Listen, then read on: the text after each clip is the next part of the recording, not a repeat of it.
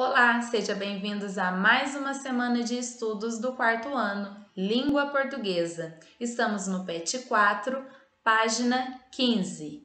E o tema de hoje, textos com tabelas e gráficos.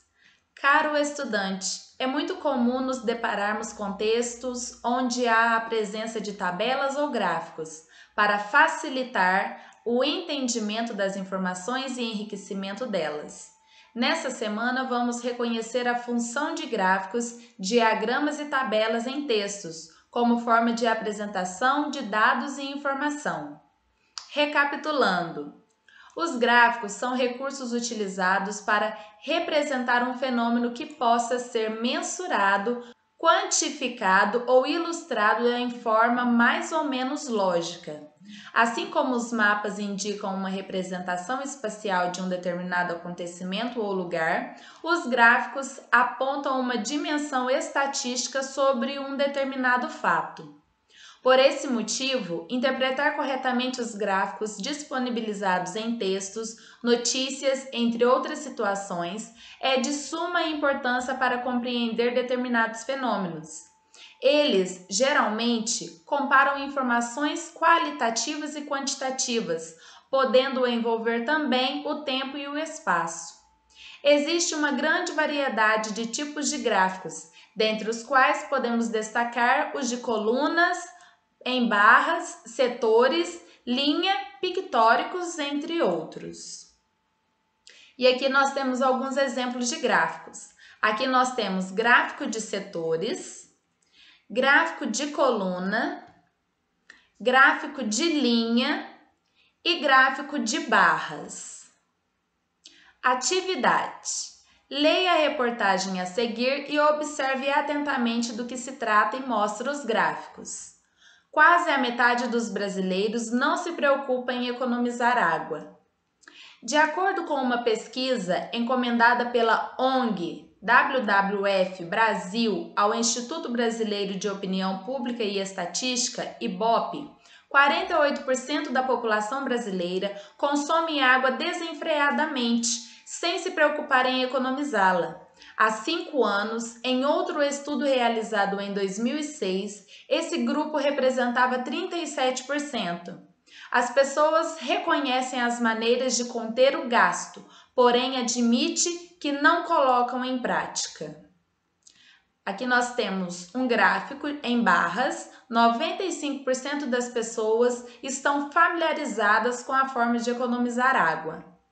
Então, aqui nós temos alguns dados e aqui nós temos o modo, de economizar a água. Diminuir tempo de banho, 50% dessas pessoas estão familiarizadas.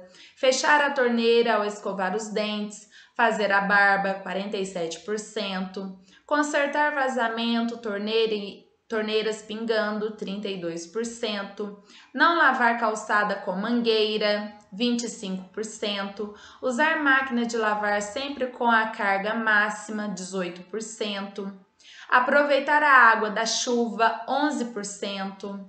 Lavar o carro menos vezes, utilizando balde, 10%.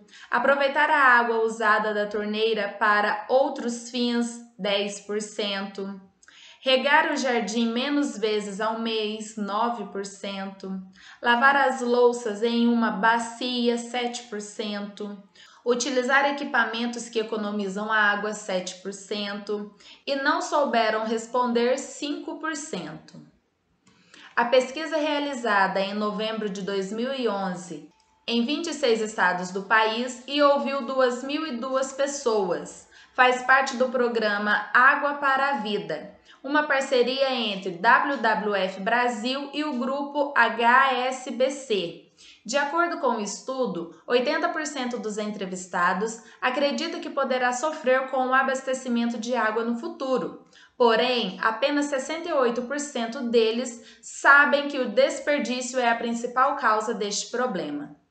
O levantamento aponta que 67% das casas brasileiras encaram algum problema por conta da falta de água, sendo que 29% dos domiciliados nordestinos enfrentam uma constante falta dela, E ainda, apenas 1% dos entrevistados reconhece que o desmatamento está entre as causas que agravam a falta de água no Brasil.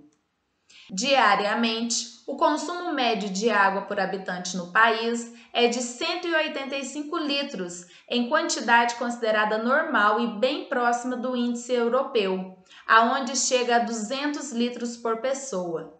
No entanto, a realidade é outra em regiões secas, como o semiárido brasileiro, abaixo de 100 litros, e de localidades da África subsaariana, abaixo de 50 litros. A indústria foi vista como a maior poluidora por 77% dos entrevistados. Porém, a poluição das águas por uso doméstico muitas vezes é superior à da indústria nas metrópoles. Qual a sua opinião sobre isso? Quais são as suas maneiras de fazer a economia da água? Você acredita que podemos reverter a situação se a sociedade se tornar mais consciente? Deixe seu comentário. Então, aqui nós temos mais um gráfico. Quem mais consome, desperdiça e polui na visão da população? Então, aqui nós temos uma legenda. Para as barras verdes, representa a agricultura, para a barra azul, a indústria e para a laranja, as residências. Então, aqui nós temos consome 16% a agricultura, indústria 41%, e as residências 40%. Desperdiça 8% agricultura, 33% a indústria e 56% as residências. E polui 6% a agricultura, 77% a indústria e 13% as residências.